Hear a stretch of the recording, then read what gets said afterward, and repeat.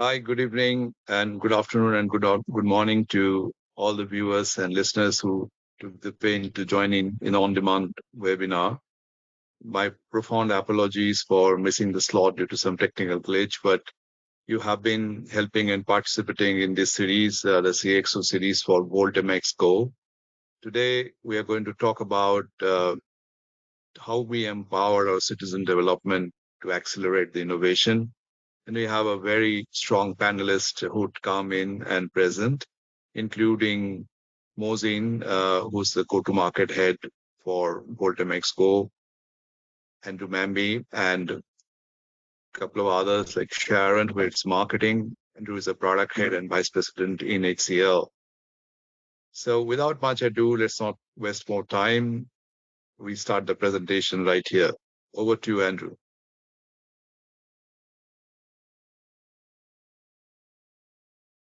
Thank you very much, Ashok, and it's great to be here to talk about one of my favorite topics. Next slide, please, Tony.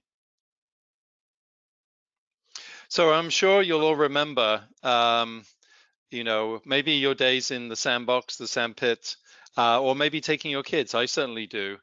Take them to the sandbox here. It's a very playful, colorful, collaborative, and safe and governed environment, right? Lots of fun. There's no perceived barriers. And, I like to think about this as being, a happy place, but it's also metaphorical in as far as that when I think about citizen development. The point here is it's about building things, it's about having a lot of fun, and doing what you want to do to help the business at this particular point in time. And I want you to think about this sort of concept about, yes, we should be enabling citizen developers, and we should be doing it in such a way which is fun, but in a safe, governed way. And we'll play that out. Next slide, please. So recently we did a webinar in conjunction with MIT Sloan School, their magazine, and we did a poll here, generally going out to an IT-oriented community about what some of the concerns were around the adoption of citizen development. And this is, by the way, something I always at an event when I talk about this topic, I ask people to put up their hands. And I think universally, as you can see here, the things that pique people's interest is really, or point out, is the gaps in skills and training, it's the lack of IT governance, and concerns over security and compliance, which is the major drivers of perhaps lack of adoption.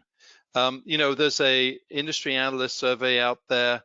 It says something like 18% are currently implemented and maybe expanding. So why is that number so low? So hopefully we can address that. But I think it's that fear of technical debt, data privacy, and IT control that is the issue here. And let's face it, no code is not new. Sorry, it's not new. It's been around for a while, but typically in IT, things get reinvented, reimagined, and improved in that period of time. And I think its time has come. Next slide, please.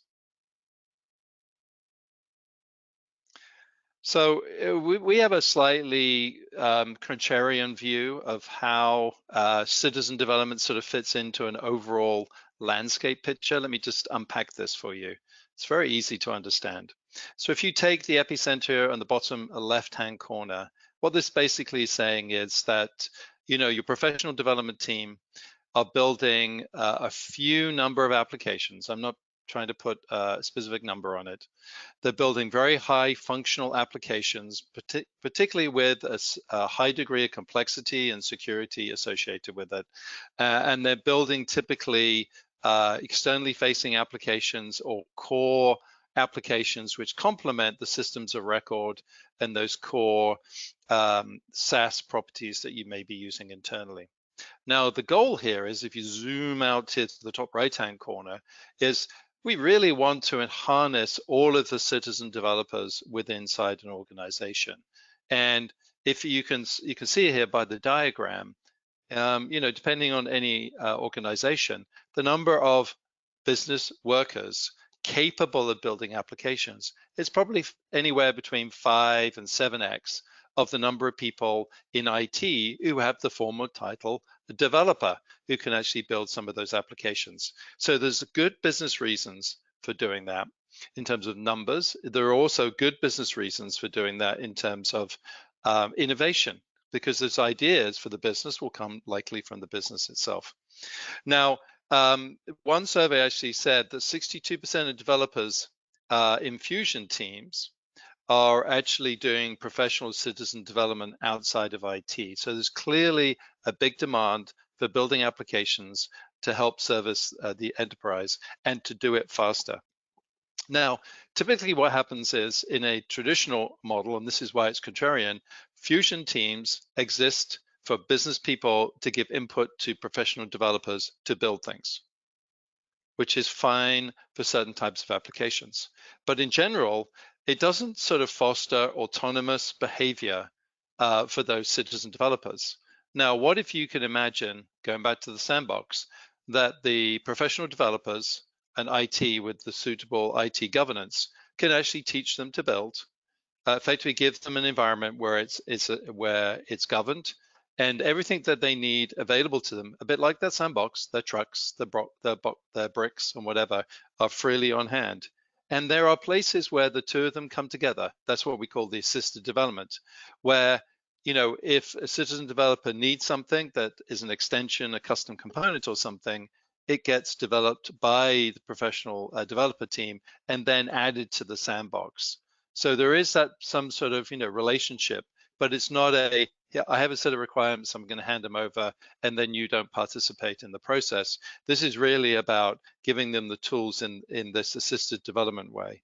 So it could also be maybe the citizen development team build the prototype, not the professional development team, and then hand it over for hardening to the professional developers. So think about this in a slightly different way, but there's some things that we need. So next slide, please. You know, as I mentioned, citizen development is not new. It's been around for at least a decade or more. And I want to show you here, and we're going to unpack this over a number of slides about a particular customer of ours called Lufthansa. You may have traveled on some of their planes. I know I certainly have. And they've been doing citizen development now since 2012. So, you know, certainly over 12 years already. During that period of time, they've built 11,500 applications.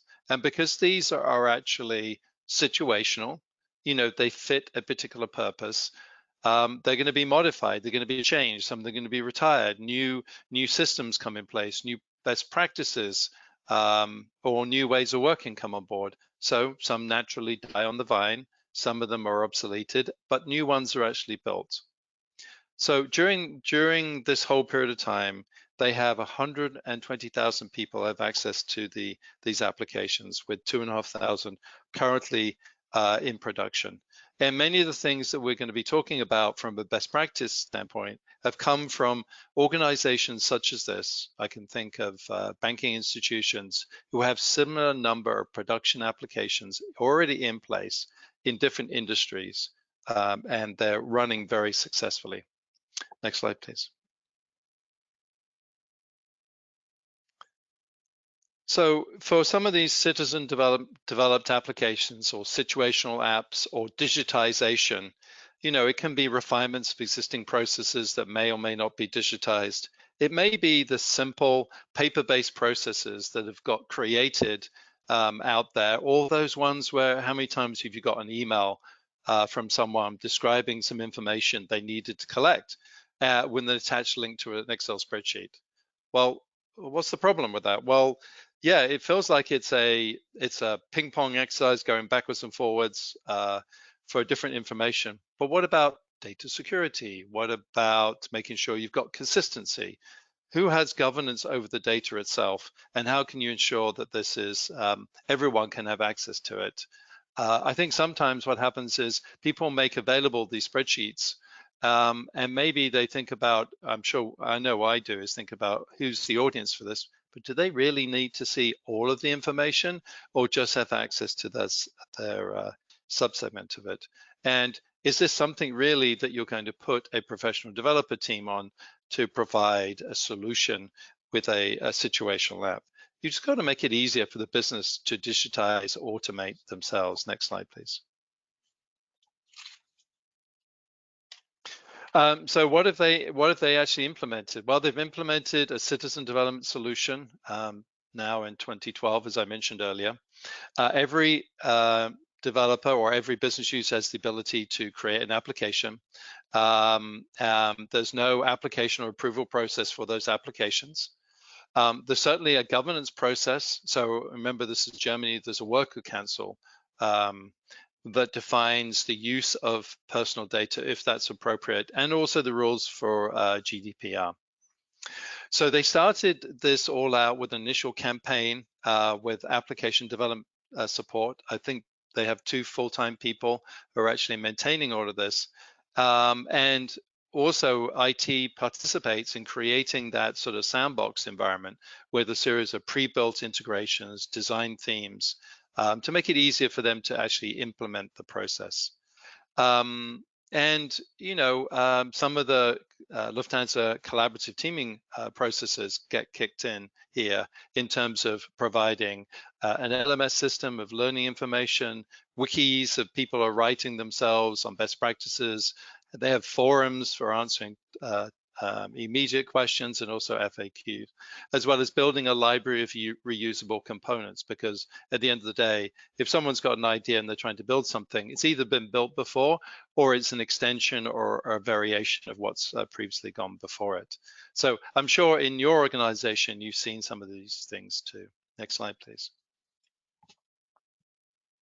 Here's an example, and we'll categorize the apps in a couple of different ways. Firstly, simple employee experience apps. If you're a brand new flight attendant starting, well, what do you need? You need a uniform, you need a badge to get started, you need to order these types of things, and maybe you're part of a networking event where you've gone through the training process, and maybe there's an induction part of it, an event that you've been asked to attend.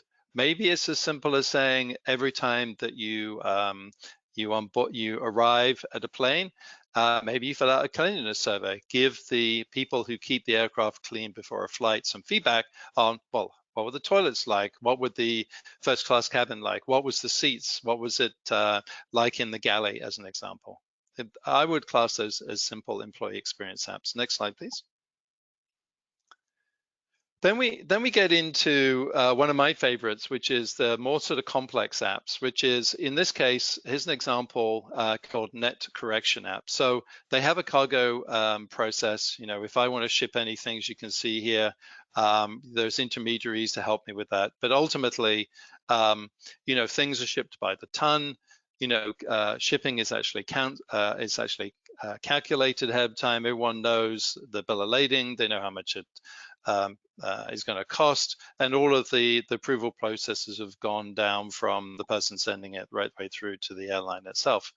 And so in this case, an app gets built because sometimes things arrive and they are heavier than they were when they were measured before they left. And you think to yourself, hang on a second, how can anything be heavier when it arrived than maybe previously? Well, let me introduce you to Lufthansa's tallest passenger. Next slide, please. So this is not uncommon in this case. This is a giraffe that was physically sent by Lufthansa, not in the seats, but as cargo. And when the giraffe arrived, the weight of the giraffe was heavier than originally inputted because the thing had grown. So being able to build applications to handle exceptions in processes is not uncommon for any citizen developed application or situational app, as we may call it. The next slide, please. And then the last bucket is really around more complex employee experience apps. And I've experienced one of these myself, through a friend. So a friend of I travel with had lost his luggage. He went on to a site to give all the particulars about his luggage, and it was actually registered. So that's an example of an app built using this technology. Also, maybe you arrive at the gate, you're a flight attendant, and maybe you don't have the requisite number of staff, and you need to get additional crew members. How do you do that? How do you handle simple things like vacation holiday requests, or things which are related to providing in that employee experience? Maybe it's approval for certain things. Maybe there's government regulations you need to apply with. Maybe you have to fill out a timesheet of the number of hours. Maybe you need to look at your payroll. And maybe it's also refreshing your security clearance. I would sort of class these as things that are, built in collaboration with the business and also IT, but are driven by the business in terms of problems they're trying to solve. Next slide, please.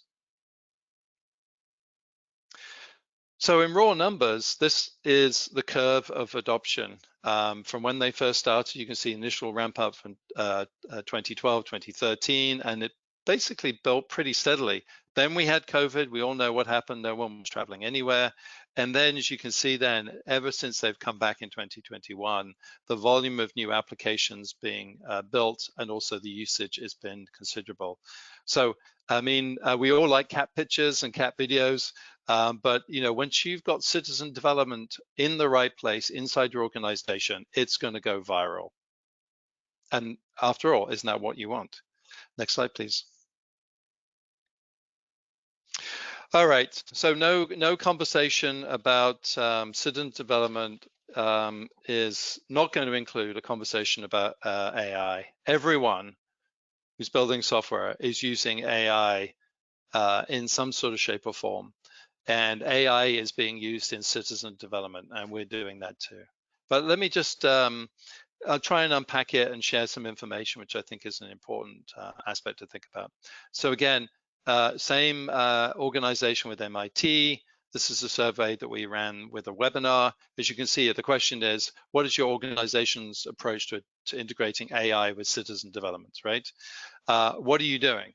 As you can see here, a lot of people are very cautious about what's actually happening and monitoring what's going on. Many organizations are prototyping to see, what sort of consistency of results they're actually getting. Also trying to figure out what type of model works for them. How do they have control over their data?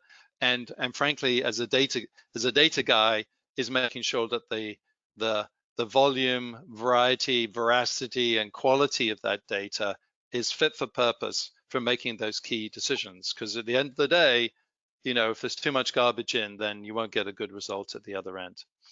But I think it's also important to note here is, the fifth answer here, there's 38% of them said don't know or not applicable. So I think people are very much in a wait and see mode. So let's go to the next slide. Let me show you the 3 ways that we certainly think about it. So on the left here, certainly I think most, and we certainly do, use AI for content editing, capturing, and automating that data capture, as well as really think about how can we enrich that information. A simple enrichment on a survey form is summarizing a piece of information using ChatGPT as an example. It could be giving you uploading a photo and maybe using some of the Google APIs to tell you, well, it's a green door and it looks like it possibly is an island. Or, here's a piece of longitude and latitude. Let's just put a Google map of that particular location. All very straightforward, all pretty well proven type of technology to be able to do that. Certainly I think where the area where most is happening right now is really around developer productivity. I'll give you one particular case in point. I don't think most developers like writing documentation or documenting their code, and AI is a fantastic way of doing that. But then you think, okay, well, I'm a citizen developer. Why do I need to do any documentation? True. But there may be certain circumstances where you do need to actually add at least a piece of code to this. So why not ask ChatGPT to actually help you? So really this lane in the middle around developer and business user productivity is our holy grail. And then this piece on the right, it started out with RPA, trying to automate some of the data ingestion here. But certainly learning how people use the application and people follow different individual paths, learning from that and building technology that helps the developer automate certain parts of the process. I mean, certainly, you know, we have prototypes where you can type in a type of app and automation you want to create, and we'll create it obviously for you. But I think there's that piece that says it's really got to learn from people actually doing this and the productivity and the, you know, the actual outcome. So, you know, out of the three, I think there's lots of advantages to be had. I think, you know, creating some of those low code or citizen development apps for you is certainly within the realm of possible. But I really think at a certain point, you really, as a citizen developer, got to go further. And that's where developer productivity assistance is going to take over. Sure, you can build the initial view of an app perhaps, but it's really to put it into production, you're going to have to do some pieces. And that's where a lot of effort is going to go. All right, next slide, please. So I think, Mo, I'm handing over to you, right, for this next Thank section. you, Andrew. Absolutely. So just to follow up on what Andrew was saying, we've got a list of sort of 5 main recommendations that we've learned from Lufthansa and others. At the end of the day, the business knows what they need to do as part of the business. IT know how to develop, okay? So really you need both of them. But with citizen development, we want the citizen developer, the business user, to be able to be self-sufficient. In order to do that, IT needs to provide them with a safe environment, an environment that is easy to use, okay? Where as a user, I can just open a browser, start building something from scratch, something that is easy to do, drag and drop, okay? Where I can upload my application, where I can look what my colleagues have created. Is it, so is there a template I can reuse? So all that safe environment to allow me to be productive. If you're asking me to go and, as a business user, to go and start looking for codes, looking how to access things, it's not gonna work, okay? It needs to be easy. And easy also needs to be good looking, meaning that any app we build should follow the various brands we have, the standards, but it just needs to be drag and drop, okay? Being able to create web forms, workflows as well. And workflows could be as simple as, okay, I'm creating this app, but I need my manager to approve it every time, or his manager. So being able to create this workflow, again, in a diagram form, easy drag and drop, okay? View the data, take the platform to do graphs for me easily using the data. So just as a click of a button, here it's there. I have a nice view, okay? And at the end of the day, one of the things that we all do is, for instance, we all have spreadsheets, okay? You might have somebody in finance, they have a spreadsheet, they email it to 50 people, everybody inputs their data, it gets sent back and so on, and becomes complicated. As a user, I could just start with that spreadsheet that is full of questions and so on, use that into my application on my browser, upload it, and that my app gets created like that. All I need to do is just make it pretty, okay? Or adapt some of the questions, remove some of the questions. But I'm starting with something that I know of and I'm comfortable to use, okay? So we are really improving my day-to-day way of working, okay? But again, here's the point, it needs to be easy, okay? Next slide, please.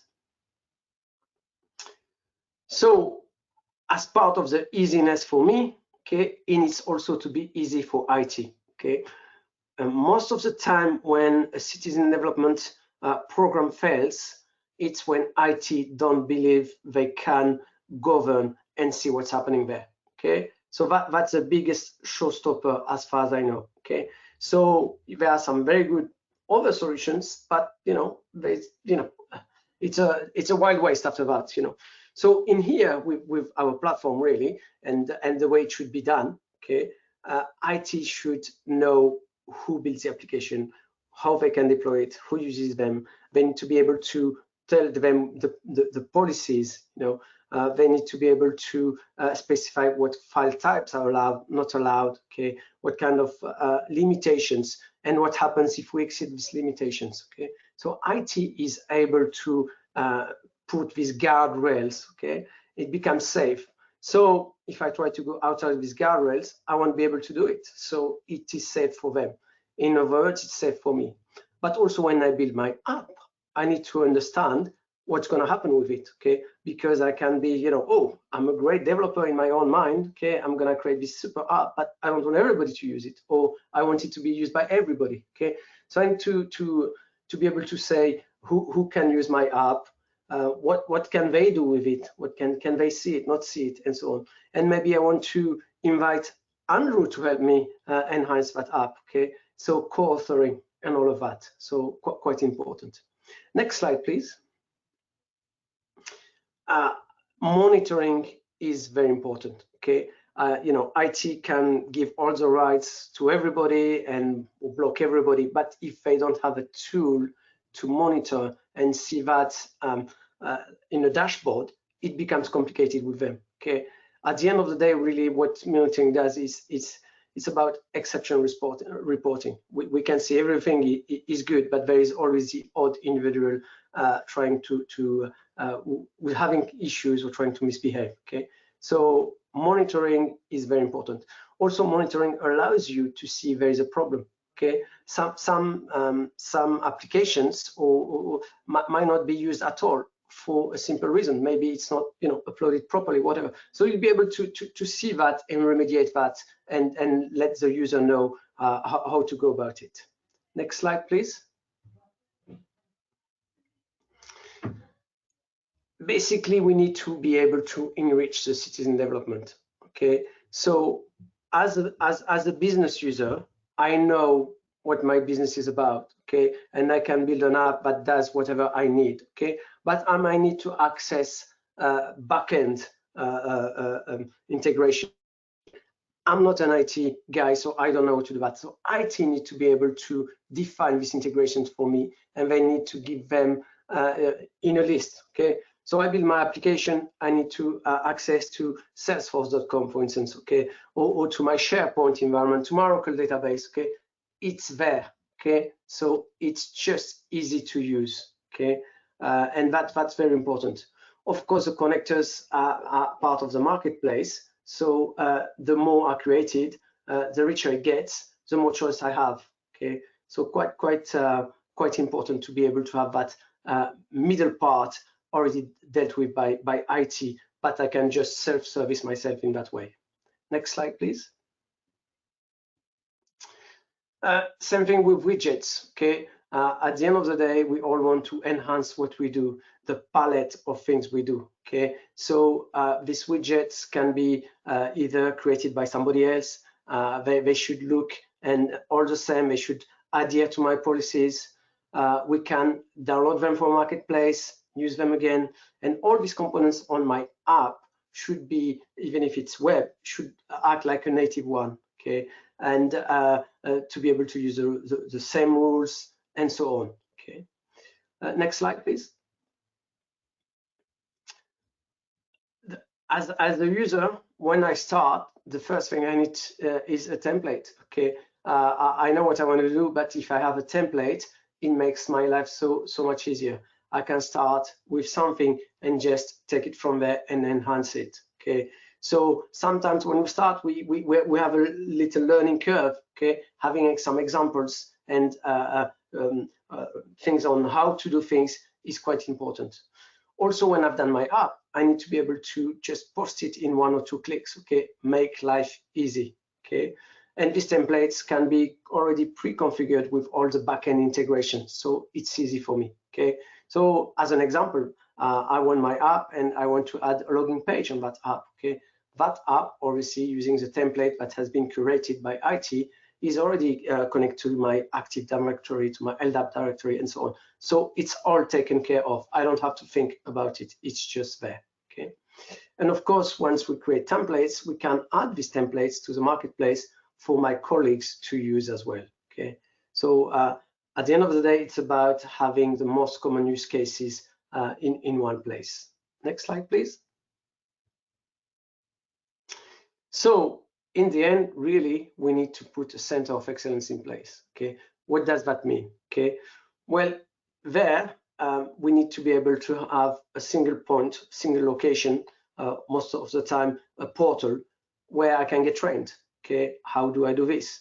Tips. Okay, if I have a question, I need to be able to ask that question. So a forum is very important. Okay, use cases and examples. So again, the templates and how to use them, very important. Okay, and of course, when you create an internal marketplace for all your employees, you might see that okay, you can reuse the apps that have been created by someone else and just made it yours to fit your use case. Okay, the example that Andrew mentioned. Okay, you know, I want to be able to. There's an app to order badges. Okay, well, I want to order something else, maybe business cards. So it is the same process, it is exactly the same, but it's just different product. Okay, so I would use that app and just customize it to what I need. Okay, so that's quite important and makes life easier. The more apps, the more examples you have, the more templates you have, that's where you're gonna get many more users, many more apps being created. Okay, and you're gonna get much more productivity from everybody. Of course, you know, you need to have this, you know, the small the legal things. Okay, your accessible use policies. Okay, making sure that all the security and infosec requirements that you know the security team needs are in place and everybody knows about it. And at the end of the day, you know, you need to back up or that environment in case there's an issue. And as a user, you know, I put my faith, it's in there, and I will be able to use that application anytime I want. So it needs to be there and available every time. Next slide, please. So of course, you start to grow as a business. Okay, so I've been trained, I know where to go, I need to, I can use my templates, but now we are at a situation where maybe we need more integrations, okay, because we need to do more. Okay, and again, this is where the IT guys and the business development team people need to work together. So more integrations are needed, which means that list of in the portal needs to grow. Okay, the templates.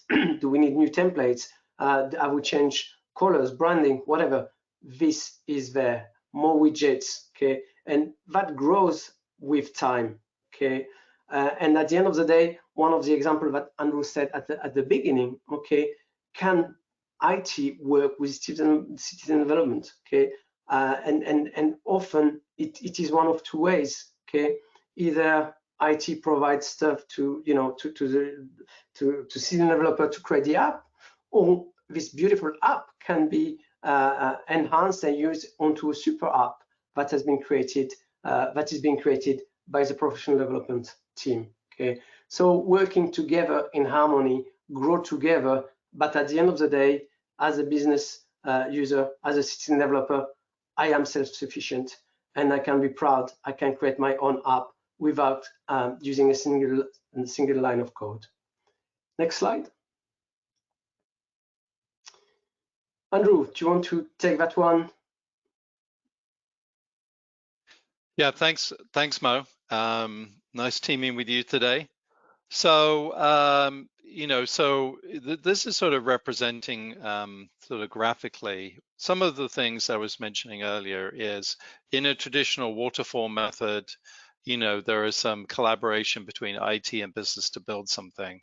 And it's all about requirements, and you know, one person is sort of building the code at the end of the day.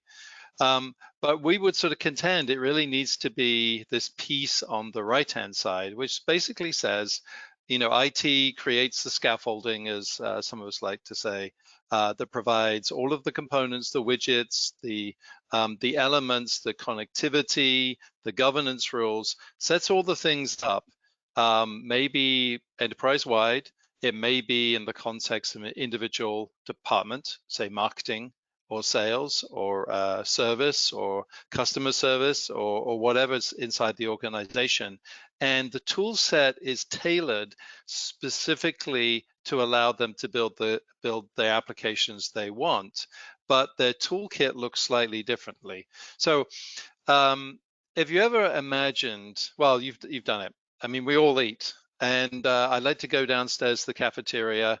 I can now, it's around lunchtime, so I'm imagining the salad bar there, which is a curated set of, on today's menu, what lettuce, cucumber, chickpeas, whatever it is, tofu, whatever it is for that particular day has been set out in front of me.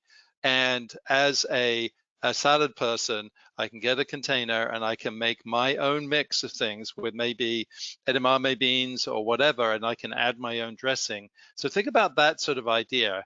It's about enabling a subset or a targeted part of the organization to go to their own salad bar, assemble their own unique elements to make their salad of choice for building. And that's really the concept. So if we move to the next slide. So here's a real example. This is something that we use internally. And if you were to talk to our marketing folks, they use our citizen development and our governance fabric behind that to build applications in marketing, which integrates with their MarTech stack, obviously reaches out to customers and pulls this whole thing together. So here is a template that may have been pre-created by the IT organization, or it may have been something assembled by one of our marketeers. But as you can see here, all of the integration points and the questions are enabled within the tool itself. So, as they start collecting the information, there's touch points with, maybe passing once the lead has been captured, maybe they're downloading a white paper, maybe they're registering for a webinar event like this. And so that information is passed into a MarTech stack, maybe it's Adobe's, Microsoft's, and maybe HCL's, whatever it is. But there's opportunities as we go through this to collect and enrich information. Right, so if there's some basic address information, maybe you want to enrich it with the zip code as an example. Maybe you want some basic information to try and determine then automatically behind the scenes if a customer lives in a particular geography, who's the sales leader, who is she, who's going to be responsible at the sales management level, and maybe figuring out exactly who's the rep. It's about collecting all of this information. It may be about collecting the source of it as well. But essentially, go back to that salad bar analogy. All of the components and the elements and the connectivity have all been oriented to helping the marketer solve a particular challenge. In this case, it's a lead. Next slide, please. So, we talked about democratizing development of citizen development. I've mentioned at least one customer with Lufthansa. We have other customers who have similar scales in terms of numbers of thousands. I said thousands of applications which are actually deployed, and that's what I would sort of class as at scale. But it's making sure that the governance model works at that scale and is not slowing anyone down. So let me just compare and contrast, right? So one thing you can do is on a large deployment is just make it open and not have any controls whatsoever, where more apps get developed, there's more innovation at the end of the day, or you constrain it really tightly where only a small number of people can build applications, and fewer apps and fewer innovation gets created. So the idea is to try and create something which is has the adoption and the excitement of being open, but doesn't feel constrained and limited in any way, but actually provides the aspects of tracking every single application. Also, if you're going to build an application, it's the responsibility of the application owner to be accountable for doing the right things, but then building the right attestation, verification on the underlying components of the application to trust but verify that the app is doing what it's doing and is collecting appropriate data and providing value. And then making sure that we put the relative safety net and support services in place. And that could be in terms of answering questions, building very specific integrations that only allow a certain subset of the data, opposed to making all of that connectivity wide. So some of our customers do make the application owners go through some sort of publishing Q&A. Some of them actually have like an annual governance process where they ask the user, is it still needed? The types of information, just validating some key points. There's lots of things that you can do. Some of them are technical. Some of it can be just on a pure monitoring basis, but there's lots of ways to think about putting those checks and balances in place, but giving the citizen developers the freedom within the sandbox to build whatever they need. Next slide, please. Mo, I think it's back to you. Yeah, no, fantastic. Thanks, Andrew. We thought basically we show you what it looks like. You know, at the end of the day, we described it, we told you why, the benefits, but how does it look like? It looks like this. So as you can see here, I've got a screenshot of how I build my application. So it's browser-based, okay, so it's easy. You can see on the left-hand side, I've got all the my drag and drop components. It's WYSIWYG, which means what you see is what you get in real time, okay? So I drag a component, I can, in the middle, of course, okay? I can configure it, change it, and so on. I can add pictures, I can add my backend integrations, and it's there. I can see it real time, okay? On the right-hand side, basically, it's a contextual menu. So if I click on a box, I'll have a specific menu on the right-hand side where I can change things related to that box. If I add a picture, that menu will be related to that picture. Can I resize it? Can I put it to the left? Can I put it to the right? Can I move it? If I put a list of questions, I can also add some workflow in there. When we do the workflow, then there is a way to show how it flows, you know, with the different levels. But it is quite simple. As a user, this is my IDE, this is my palette, this is where I create my application. Okay, just drag and drop, very easy. Okay, next slide, please. But that IDE is the one on the left-hand side. Okay, at the end of the day, what we talked about today is a subset of our unified development platform. Okay, the VoltMX platform. So we have two types of users we are helping here, the citizen developers, and we spent the last 30 minutes talking about it. But on the other hand, we have another IDE for the professional developer. And there you've got all the tools. It's not necessarily web-based. You install it on your laptop. You can connect to GitHub, GitLab. You have all your components, all drag and drop. But also if you wanted to access the code, so JavaScript code, you can do that. You have full control. The UI UX can be pixel perfect, okay? But at the end of the day, these two IDEs, that's for the presentation layer, okay? They all connect to a single MXDXP platform. Our middleware layer, we decouple the top, the citizen developer, personal developer, to the middleware layer, okay? Meaning that I can come in as a backend developer, create all the integrations for my authentications, you know, for my integrations to any backend. And as long as you have a REST API, you'll be able to connect into that.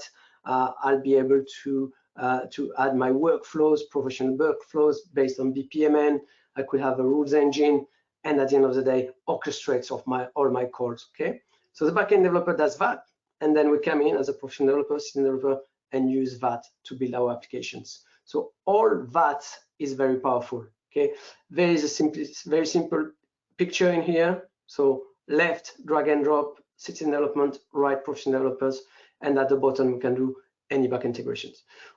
There's the word DXP in here because there's so much more we can do as part of the platform. Okay, so if you need a CMS, a digital asset manager, and so on, all of that is part of the platform.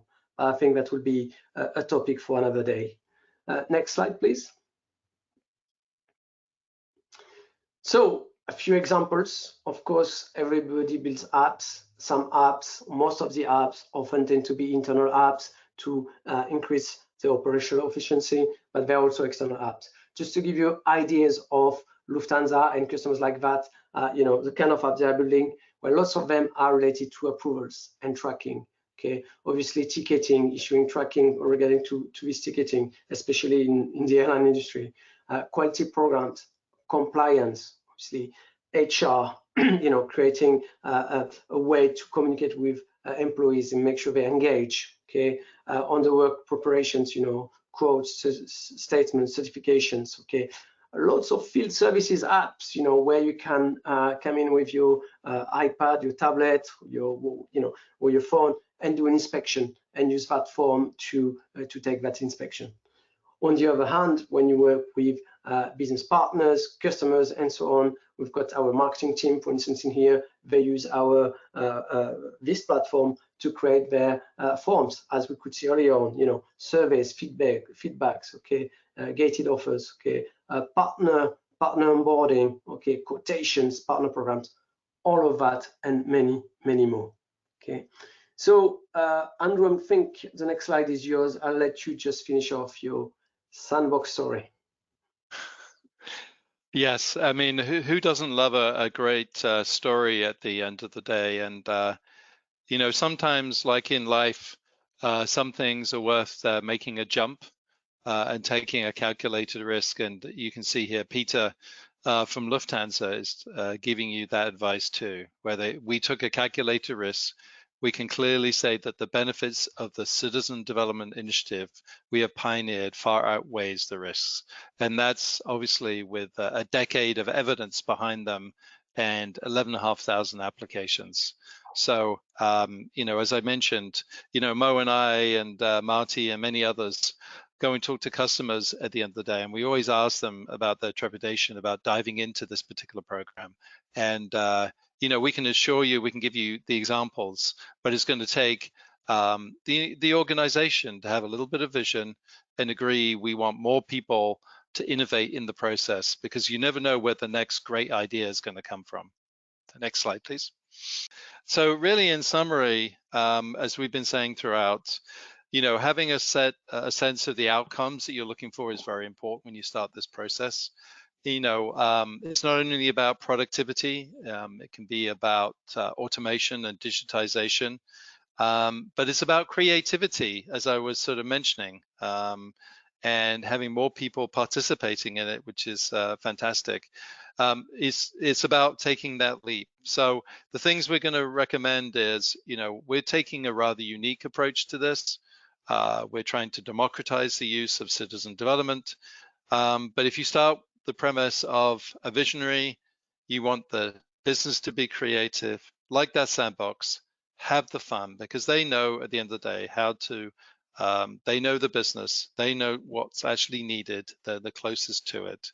And don't think that one application development tool, because unless you have a specific experience which is tailored towards the business person, you can't give them a traditional low-code tool and expect them to be able to build it. That's the business users. So really here, it's really making sure that you have the right experience with the right governance in place, and really think about the application development lifecycle between what you're building and is reasonable on the citizen side, and also making sure that the IT organization can provide the governance. And the one last thing I would say before we get to the free count and the trial is, as you saw from the example in marketing, I think the trend is moving towards the ability for the citizen development platform to be tailored by an individual organization to an individual group of users. And an example of that in one of our the companies we work with is actually taking this environment and tailoring it for a specific outcome. Not for taking registering people for a webinar, or gated offers, or building an app for an event. But the idea is that the people who know best about the business, as I said, is the business, is that a tax form expert working with someone from legal can build all of the tax forms necessary for a tax entity in a particular country. Just think about that. Tailoring that composable environment for the business user to extent where there are people who are specialized in an individual department to be able to build that. Why can't you extend it from tax to lawyers or other parts of an organization? Because that's where the expertise lies. Well, thanks so much for joining us today. I really appreciate it. So where do you get started? So you can sign up for a free account here, scan this QR code, or visit hclvoltamex.com. You'll have access to the full platform that Mo showed you, both from a citizen and professional developer, and also the underlying platform there that gives you all of the capabilities to be able to support your citizen developer initiative at your organization. So with that, thanks so much and appreciate it. And thanks for joining us.